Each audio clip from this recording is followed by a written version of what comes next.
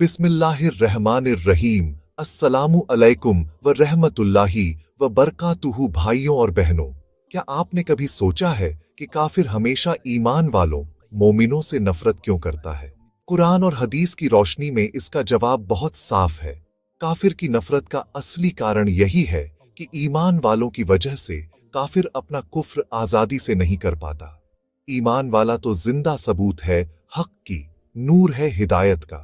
जब मोमिन खुलकर तौहीद की दावत देता है, बुराई से रोकता है, अच्छाई का हुक्म देता है और शिर्क व कुफ्र की निंदा करता है, तो काफिर को लगता है कि उसका अंधेरा उजागर हो रहा है, उसका झूठा मजहब, शिर्क और गुमराही की आजादी छिन रही है।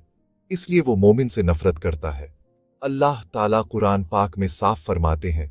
1 सूरह अल माइदा आयत 82। तुम जरूर पाओगे कि लोगों में ईमान वालों के साथ सबसे ज्यादा दुश्मनी रखने वाले यहूद और मुशरिक हैं।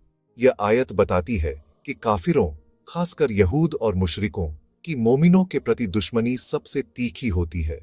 2 सूरह अल बकरा 105। अहले किताब और मुशरिकों में से कोई भी नहीं चाहता कि तुम्हारे रब की तरफ से तुम पर कोई खैर, हिदायत उतरे।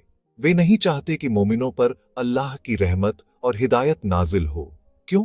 क्योंकि मोमिनों की वजह से उनकी कुफ्र की राह रुक जाती है। 3 सूरह अल मुमतहिना आयत 1। ऐ ईमान वालो, मेरे दुश्मन और तुम्हारे दुश्मन को दोस्त न बनाओ। यहाँ अल्लाह साफ बता रहे हैं कि काफिर मोमिनों के दुश्मन हैं। 4 सूरह अल बकरा आयत 217। वे तुमसे लड़ते रहेंगे जब तक तुम्हें तुम्हारे दीन से फिरा न दें, अगर वे कर सकें। काफिरों का मकसद यही है कि मोमिनों को कुफ्र की तरफ खींचें, ताकि उनकी अपनी गुमराही बिना रुकावट चलती रहे।